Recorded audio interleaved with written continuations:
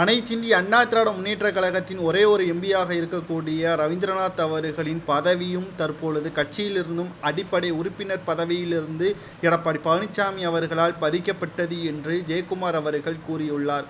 ஒட்டுமொத்த அதிமுகவுமே தற்பொழுது அதிர்ச்சியடைந்திருக்கிறது. காரணம், ஒரே ஒரு எம்பியாக இருக்கின்ற ரவீந்திரநாத் அவர்களின் பதவி பறிக்கப்படுவது அதிமுகவிற்கு மிகப்பெரிய ஒரு இழப்பும் என்றும் தற்பொழுது அரசியல் வட்டாரங்களில் பேச்சுக்களும் அடிபட்டு வருகிறது. இந்த நிலையில்தான் ரவீந்திரநாத் அவர்கள் பாஜகவில் இணைந்து தாமரை சின்னத்தில் போட்டியிடுவதாக தற்பொழுது தகவல்களும் வெளியாகி இருக்கிறது. தேனி தொகுதியில் மீண்டும் ரவீந்திரநாத் அவர்கள் இரட்டை இலை சின்னம் இல்லாமல் தாமரை சின்னத்தில் போட்டியிடுவதற்கு அதிக வாய்ப்புகள் இருப்பதாகவும் தகவல்களும் கசிந்துள்ளது. இதை பற்றி எடப்பாடி பழனிசாமி அவர்களின் அறிவிப்பை பற்றி பன்னீர்செல்வம் அவர்களிடம் கேட்டபொழுது பன்னீர்செல்வம் அவர்கள் அனைத்து இந்திய அண்ணா திராவிட முன்னேற்றக் கழகத்திலிருந்து யாரை நீக்குவது யாரை சேர்ப்பது என்ற அதிகாரம் எடப்பாடி பழனிசாமி அவர்களுக்கு இருக்கலாம். ஆனால் அவரது பதவியே நிரந்தரம் கிடையாது.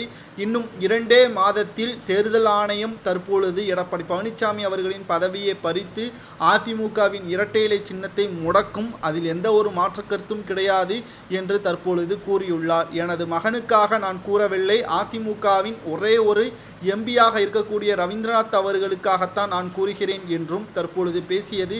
ஒட்டுமொத்த அதிமுகவும் உள்ள தொண்டர்கள் பன்னீர்செல்வம் அவர்களை தற்பொழுது மிகவும் பாராட்டியும் வருகிறார்கள். ஏனென்றால் எடப்பாடி பழனிசாமி அவர்கள் பதவிற்காகவும் பணத்திற்காகவும் பல வேலைகளை செய்துதான் இந்த பதவியில் அமர்ந்திருக்கிறார் என்று அனைவருக்குமே தெரிந்ததுதான். ஆனால் தற்பொழுது இருக்கின்ற அதிமுக நிலவரம் மிக மோசமாக இருக்கிறது. அதற்கு காரணமும் எடப்பாடி பழனிசாமி தான்.